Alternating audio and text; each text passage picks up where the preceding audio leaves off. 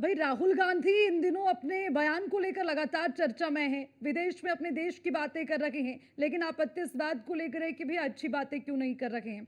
और इस बीच अब आरक्षण का भी उन्होंने जिक्र कर लिया तो इस पर मायावती भड़क गई, चिराग पासवान को गुस्सा आ गया। उन्होंने ये कह दिया कि आरक्षण को खत्म करना दूर, उसे कोई छू नहीं सकता। मायावती ये कह रही कि वो तो पहले से ही आरक्षण को खत्म करने की सोच रखते हैं। काफी पिछले दौर की बात कर ली। चलिए इसी पर आज चर्चा करते हैं। खास पैनल हमारे साथ है अश्विनी शाही, बीजेपी के नेता हैं, आपका बहुत बहुत स्वागत न्यूज़ वन इंडिया में। हिमांशु कुमार, प्रवक्ता कांग्रेस, आपका भी स्वागत करते हैं। योगेश मिश्रा हैं, समाजवादी पार्टी के प्रवक्ता, आपका भी बहुत बहुत स्वागत। सर्वेश पाठक, पॉलिटिकल एक्सपर्ट हैं, आपका भी बहुत बहुत स्वागत। तो सबसे पहले सीधा हिमांशु का मैं रुख करना चाहूंगी। हिमांशु, अब देखिए, आप संविधान आरक्षण को बचाने की बात करते हैं और उसको लेकर खूब राग भी आलापा गया लोकसभा चुनाव के दरमियान, लेकिन मायावती ये कहती है कि कांग्रेस का नाटक है, आप इससे बचिए, सजग रखिए। क्या आप इस पर कहना चाहेंगे? क्यों आप लोगों से आगाह कर रही हैं मायावती सभी को कि कांग्रेस से बच के रहिएगा, सिर्फ नाटक है, हकीकत कुछ नहीं? सबसे पहले जी, आपने जो शुरू में दिखाया उस पर ही हमारी आपत्ति। प्रश्नवाचक चिन्ह तो दिखाया, लेकिन उस तरह का जो बोलने का यह था वो नहीं था। क्या बुरा लगा? राहुल गांधी जी ने, नहीं सुनिए एक सेकंड, राहुल गांधी जी ने कभी नहीं कहा कि हम आरक्षण को खत्म करें। उन्हें एक छात्रों के संगठन के द्वारा पूछा गया जब वो स्पीच दे रहे थे। ठीक है, मैं बता देती हूँ आपको और आसान कर लेती हूँ। मेरे पास है ना, मेरे पास है वो ट्वीट, मैं बता देती हूँ। जब छात्रों ने पूछा आरक्षण को लेकर तो राहुल गांधी ने कहा, जब भारत में आरक्षण के लिहाज से निष्पक्षता होगी तब आरक्षण खत्म करने के बारे में सोचेंगे। अभी भारत इसके लिए निष्पक्ष, अब पूरा पढ़ देती हूँ, राहुल गांधी ने बोला है ना, आप आपत्ति जता रहे तो मैं करेक्ट कर ले रही हूँ। और उन्होंने कहा कि अभी भारत इसके लिए एक निष्पक्ष जगह नहीं है, और उनके इसी बयान पर मायावती ने भी हमला बोला है। अच्छा, इससे अलग क्या दिखाया हमने जो आप आपत्ति जाहिर कर रहे हैं? आपने कहा क्या कांग्रेस आरक्षण खत्म कर देगी?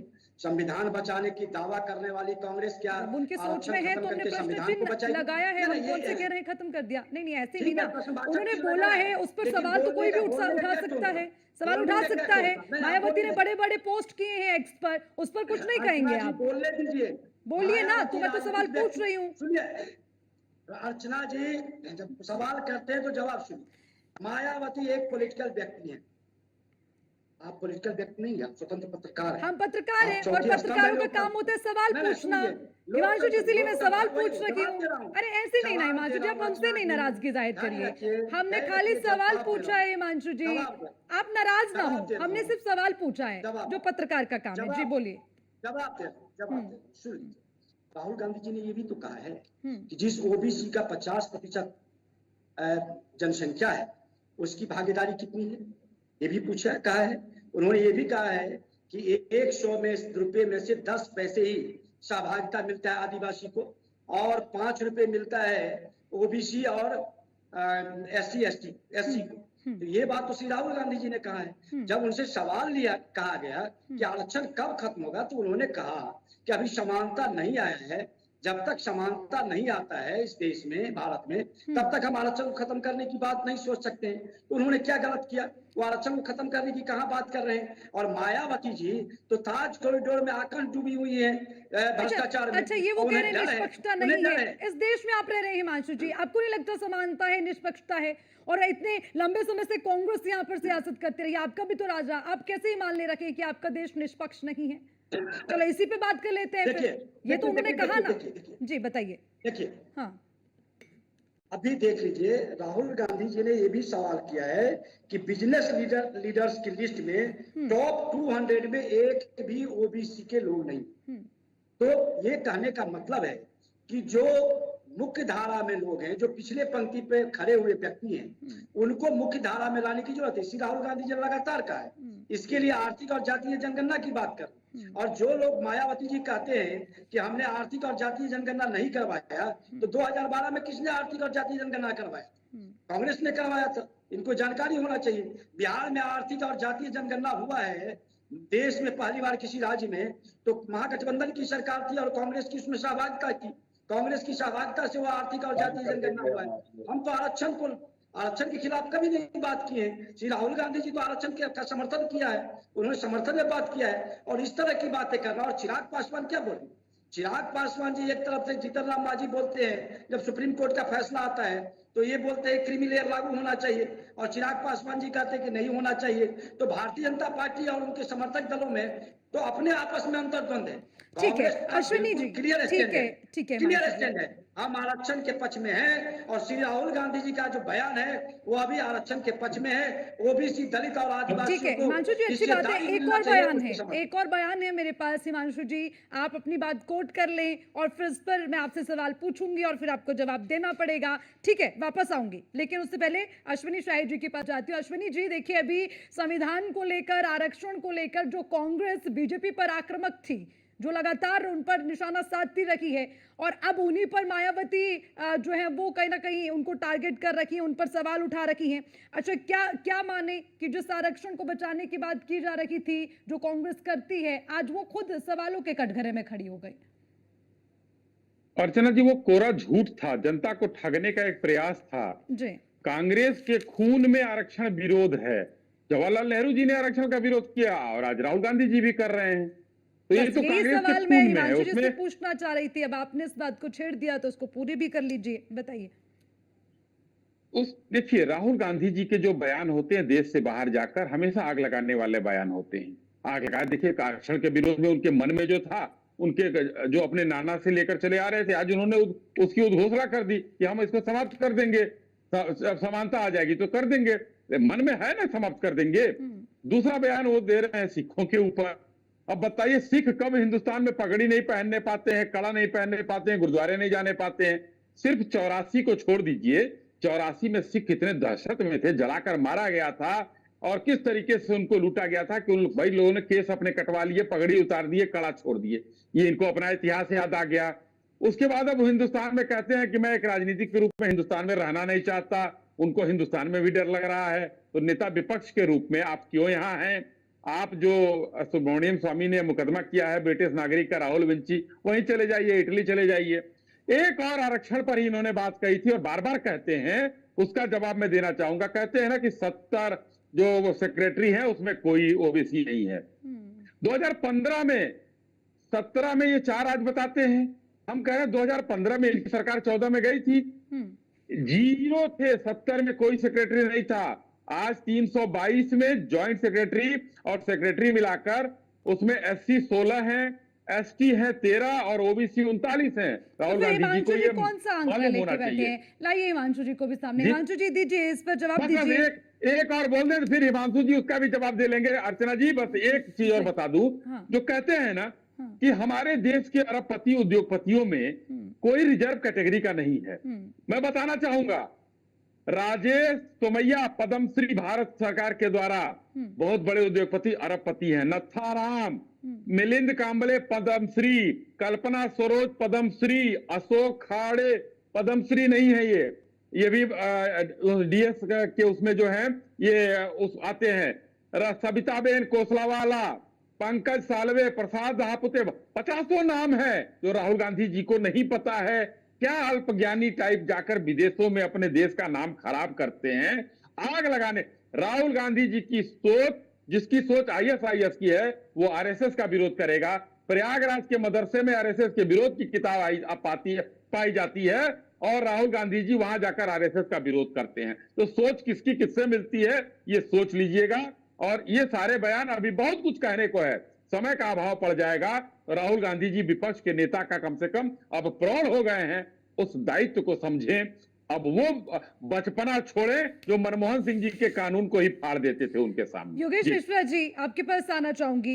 योगेश मिश्रा जी, आपसे मैं जानना चाहूंगी, देखिए आरक्षण संविधान के तो खूब बातें होती हैं, और लेकिन आज आप बताइए, जो राहुल गांधी विदेश में जाकर कह रहे हैं, आपको उनकी वो बातें अच्छी लग रही हैं क्या अपने देश को लेकर? चाहे वो आरक्षण हो, चाहे वो सिखों से जुड़ी हुई बात हो, आरएसएस से जुड़ी बात हो, महिला से जुड़ी हुई बात हो, मैं आपसे समझना चाहूंगी। आदरणीय अर्चना जी, जो कुछ भी कहा उन्होंने, अगर कोई विदेश में जाके अपने देश के लिए कहता है कि जो हमारे देश में जिन लोगों को सहभागिता नहीं मिल रही है, भागीदारी नहीं मिल रही है, हम उनके सामाजिक उद्धार, आर्थिक उद्धार और शैक्षिक उद्धार करके उनको एज ए इक्वल उन लोगों के बीच में लाके खड़ा करना चाहते हैं जहां पे हमारे यहाँ गैर बराबरी का एक वो है।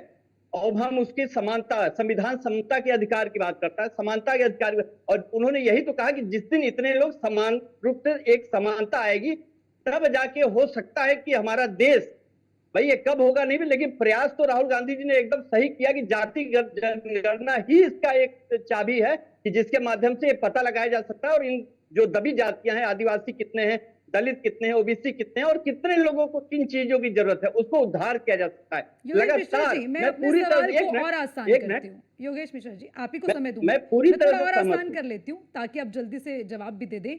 एक घर परिवार होता है, उसमें अलग अलग सदस्य होते हैं, कुछ लोग ज्यादा टैलेंटेड होते हैं, कुछ में थोड़ी कमी होती है, लेकिन वो बनता तो एक परिवार ही है ना। क्या कभी आप अपने परिवार के सदस्य की आलोचना बाहर जाके करते हैं क्या? उनकी कमियों को उजागर करते हैं या फिर छुपाने की बात करते हैं? चलिए अगर मान भी लेते हैं कि अपने देश में आपको कुछ कमियां नजर आती है, चाहे उन्होंने निष्पक्षता की बात की, महिलाओं की आज़ादी की बात कर रहे हैं, इस पर भी जवाब दूंगी, लेकिन फिलहाल क्योंकि उनके बयान की हम बात कर रहे हैं, तो विदेशों में जाकर इस तरह की बातें करना, इस तरह की टिप्पणी करना देश के लिए कैसे आप मानते हैं लाभदायक है? मैडम जी मैं तो कह रहा हूं कि जब प्रधानमंत्री मोदी जी जैसा विद्वान व्यक्ति विदेश पे जाके कहता है कि हमें शर्म आती थी 2014 से पहले भारत देश में जन्म लेने पे शर्म आती थी, तो क्या देश का अपमान नहीं हो रहा था क्या? तब तो आपने सवाल नहीं पूछा प्रधानमंत्री मोदी जी से। अरे राहुल गांधी जी ने ये भी तो कहा कि 25 लोगों के 25 बिजनेसमैन के 16 लाख करोड़ रुपए माफ कर दिए गए और वहां अनइक्वलिटी की बात है कि अगर किसी गरीब किसान ने अगर 50,000 का लोन रखा है तो आरसी जारी हो जाती है। ये अनइक्वलिटी है कि साहब ये सरकार सिर्फ बिजनेसमैन के लिए चल रही है, अमीरों की सरकार है, गरीबों का कोई वो नहीं। उन्होंने कहा तो कि अगर कोई आदिवासी है तो 100 रुपए में 10 रुपए पा रहा है साहब, दलित 5 रुपए पा रहा है, ओबीसी 5 रुपए पा रहा है, तो उनके उत्थान की बात कौन करेगा? सिर्फ बिजनेसमैन के उत्थान की बात होगी क्या भारत देश में? प्रधानमंत्री मोदी जी के राज में ये दबा ए वर्ग का उत्थान नहीं हो पा रहा है, जिसके लिए सोचने की जरूरत है। और उस पर बात करने से कौन रोक रहा है? सुन लीजिए, कौन रोक रहा है अरे बात मैडम, करने से? अरे आप करिए बात, आप समानता की बात करिए, निष्पक्षता की बात करिए, विपक्ष की भूमिका में है आप, आपको कोई कमी लगती है आप बिल्कुल उठाइए सवाल। मेरा सवाल इस बात को लेकर है कि आप एक नेता प्रतिपक्ष हैं, कोई छोटे नेता नहीं है, बहुत बड़ा चेहरा है आप, बहुत बड़ी पार्टी से आप संबंध रखते हैं और आप अपने देश का प्रतिनिधित्व किस तरह से कर रहे हैं, मैं ये कहना चाह रही हूँ। फिर मैं दोबारा फिर आरक्षण और ये तमाम मुद्दों को लेकर सामने आऊंगी, फिर आप कहेंगे कि हाँ सही बोला सही बोला। मैं आपसे जानना चाह रही हूँ, जिस देश में आप रह रहे हैं, जिस देश में आप रोटी खा रहे हैं, जिस देश में आप कमा रहे हैं और उस देश को लेकर इतनी तमाम चीजें आपको बुरी लग रही हैं, क्या आप उस देश में रहने के लिए ही आपको ये लगता है कि वो आपत्ति आपको हो रखी है? उस पर मैं आपसे सवाल पूछ रही हूँ, ये थोड़ी ना कह रही हूँ कि विपक्ष को अधिकार नहीं है। आप बिल्कुल बोलिए कोई कमी है तो, अगर आप विपक्ष की भूमिका में हैं बोलिए। मैडम आपकी सारी बात सिरोधार है, सर आंखों पर, आप बहुत सही बोलती है क्योंकि आपकी विद्वता को हम नमन करते हैं। लेकिन हम बोलते हैं कि अगर राहुल गांधी जी ने वहां ये कहा कि नफरत नहीं प्यार फैलाओ, अहंकारी मत बनो, विनम्र बनो, लोगों का अपमान मत करो, सम्मान करो, परंपराओं, भाषाओं और समुदायों का सम्मान करो, अपने देशवासियों को, वहां अधिकतर भारत जो एनआरआई थे वही तो थे। और उसके बाद जो बात आती, जो आपने कही साहब हम रोटी खाते हैं ना, तो रोटी खाते हैं तो हमारी जो दादी थी इंदिरा गांधी, उनकी शहादत देखी, हमारे पिताजी की शहादत देखी राजीव गांधी किसी ने, और गांधी परिवार त्याग की मूर्त रहा है साहब, इस पे सवालिया निशान नहीं। हम आरएसएस और प्रधानमंत्री मोदी जी की नीति जो विदेश में भारत की बुराई करते हैं उनसे हम नहीं ले सकते सर्टिफिकेट साहब। और राहुल गांधी जी ने कोई गलत बात नहीं कही है, उनका विजन है कि वो नीचे दबे कुचले लोगों की सरकार बनाएंगे, जनता की सरकार बनाएंगे। हमारी सरकार पूंजीपतियों से नहीं चलेगी कि हम अडानी अंबानी का कर्जा माफ कर दे, हम 16 लाख करोड़ तो माफ कर दे अमीरों का। चलिए, यानी कि आप ये कह रहे हैं कि राहुल गांधी कह रहे हैं कि जो महिलाएं हैं उनको लेकर उन्होंने कहा है कि समानता की बात हो, अपने सपने देखने का उनका हक हो, रंग जाति को लेकर उन्होंने बात की है, और फिर उन्होंने आरएसएस को लेकर उसकी विचारधारा को लेकर सवाल उठाए, फिर आरक्षण का हमने जिक्र किया, उसको लेकर उन्होंने बात की। अरे भाई आप किस देश की बात कर रहे हैं? जिस देश में जो राष्ट्रपति हैं वो महिला हैं, और जो चंद्रयान को इतना कामयाब बनाने में जो महिलाओं का हाथ है उनकी आप बात कर रहे हैं, अंतरिक्ष में पहुंचने वाली जो महिला है वो इसी देश से है, आप उनकी बातें कर रहे हैं। अरे कैसी बातें करते हैं आप? योगेश जी आऊंगी वापस आपके पास, सर्वेश पाठक भी हमारे साथ जुड़ गए, पॉलिटिकल एक्सपर्ट। सर्वेश जी आपसे जानना चाहेंगे, आज राहुल गांधी को लेकर चर्चा इसलिए हो रही है कि चलिए विपक्ष हैं वो बयानबाजी करते हैं, ये उनका अधिकार है, विपक्ष में रहकर अगर उन्हें कोई कमी लगती है सरकार को लेकर या फिर राष्ट्र को लेकर, देश को लेकर, बिल्कुल वो तमाम चीजें उजागर कर सकते हैं। लेकिन आज आपत्ति इस बात को लेकर है कि आप विदेश में बैठकर अपने देश की आलोचना कर रहे हैं, जो विपक्ष इस बात को स्वीकार नहीं कर रहा।